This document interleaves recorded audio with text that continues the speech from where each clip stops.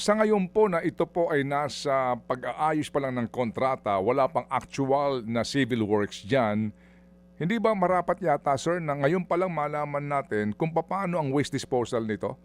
Kasi kapag nandidiyan na yan, baka mahirap na po na force to good kayo na aprubahan na ito kahit na po may mga concerns. Kasi ang hirap po sa ating bansa, as you always observe, kapag naandyan na, tsaka na lang po yung tutol at tsaka yung mga sinasabing violations.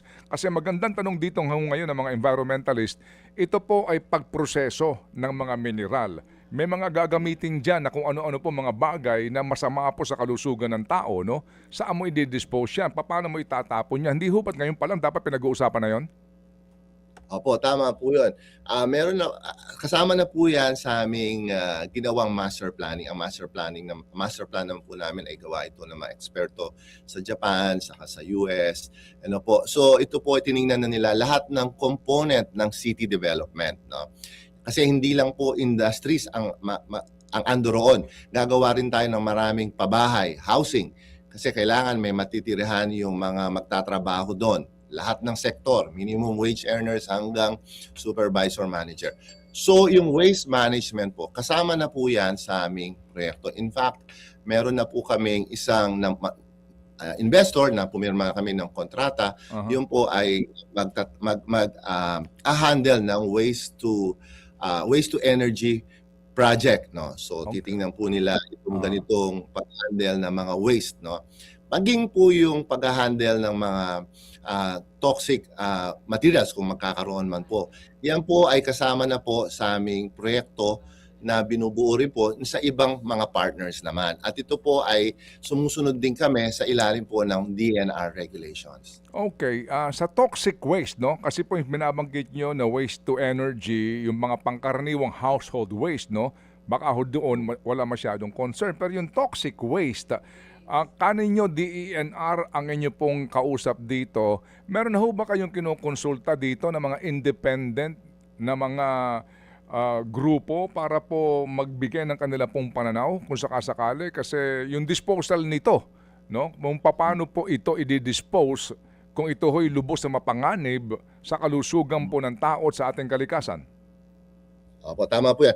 Sa kasalukuyan, yan po ay plano pa lang. So tama po na pag-uusapan. Pero meron po kasi kami ngayong isa ring landfill dito, no, na pinasara po namin, no, sanitary landfill, dahil ayaw na ho rin namin ng mga open dump sites kasi yung Mm, mga nangyayari mm. trahedya, nagkakaroon ng landslide, at ang mahirap Opo. diyan, maraming buhay pa ang mawawala.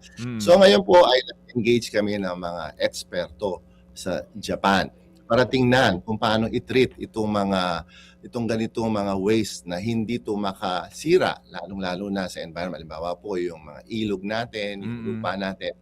So meron din po kami mga private consultants na tumutulong sa amin to make sure they will handle all these kinds of waste issues. Okay, so when will this be resolved ho kaya pending ang inyong final approval bago po talaga magkaroon ng pagkilos diyan? Kasi, tama ho ba, are we in the same page, sir, na dapat mauna munang concern dito yung toxic waste, 'di ba? Yun ang pinaka-critical dito kasi mahirap mahirap kung nagtayo ka na niyan tapos tsaka niyo poproblemahin saan niyo itatapon itong toxic waste na ito? Saka ganito po rin po 'yan, 'no, magkakaroon po rin tayo na, kasi sila po ganito muna, bago dumating muna or at all hindi natin i-a-allow yung ganyang mga industries, 'no. Mangyari po diyan, magkakaroon po ng detailed planning, ano po, magkakaroon ng development plan. Siguro ito po mga 2 to 3 years po, malaking proyekto 'to. And Mm. then magkakaroon po ng construction naman po bago tayo aabot sa operation. So sa loob ng panahon na 'yon po ay nailatag na natin yung mga design controls kung anong klaseng industries ang i-a-allow Mhm. natin. Mostly light industries po ito, advanced industries po 'to. Hindi po itong mga heavy industries, 'no, hindi po wala po 'yan na nakikita natin na naglalabas po ng maitim na usok. Wala pong gano'n Mhm. dito sa New Clark City. And kasama na po diyan yung compliance nga po nila mangyayari sa regulations on Okey, environmental, 'no. okey. Halimbawa po, yung Hmm. tubig, we'll make sure na hindi ito makaka-disrupt din po sa requirements ng mga communities around. Ayaw nating agawan sila Mhm. ng supply ng tubig. Pag-aaralan natin, gagawa tayo na magkaroon ng independent water supply system para sa project na to.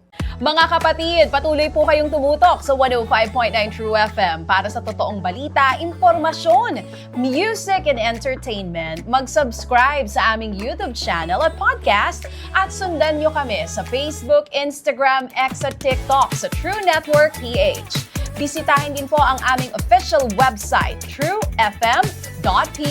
At panoorin din kami sa True TV Signal, Channel 19. Kami po ang 105.9 True FM. Laging true sa'yo, kapatid.